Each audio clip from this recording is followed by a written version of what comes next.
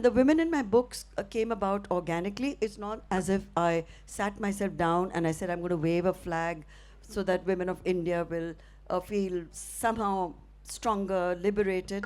But yes, my women were not doormats, and they did have very clear minds of their own. They made their choices.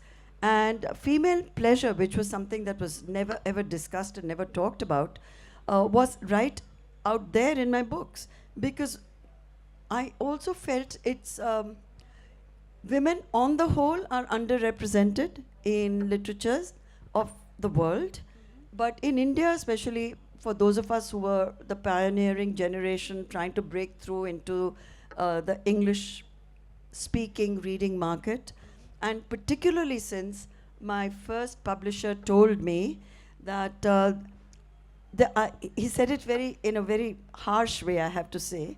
He said, you must know this, that there is no market for women's voices in India. No one's interested in what women think or say.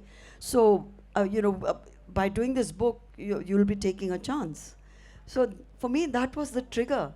To think the audacity of that comment, that more than, 50% of our population, female population being whatever the half of 1.3 billion is, that no one is interested in them. No one's interested in their lives. No one wants to hear their voices. No one wants to know what they're saying. Was for me such an insulting and arrogant statement. But when I did write those books, it's not because I wanted to prove him wrong. Those are the books I wanted to write, and that they became commercially successful was a bonus. But I could never ever have written a book and created a story which was the prevalent, as you said, the mood was for stories of oppression, depression, repression, suppression. A woman who dared to step out, I mean, she had to be a harlot, or she had to be someone that society would condemn, because the entire grid, the pattern on which society was built of a submissive woman, that Sati Savitri, husband is your Bhagwan, that kind of a thing. And the only objective for a young girl, which is still played up in our OTT platforms, some of them, and certainly for a long time in our TV serials, was the entire purpose of being around when you're 20, 21, is to find a suitable boy. And that's it. Get married and, as they would say, settle down. Now, I'm against the whole idea of settling down.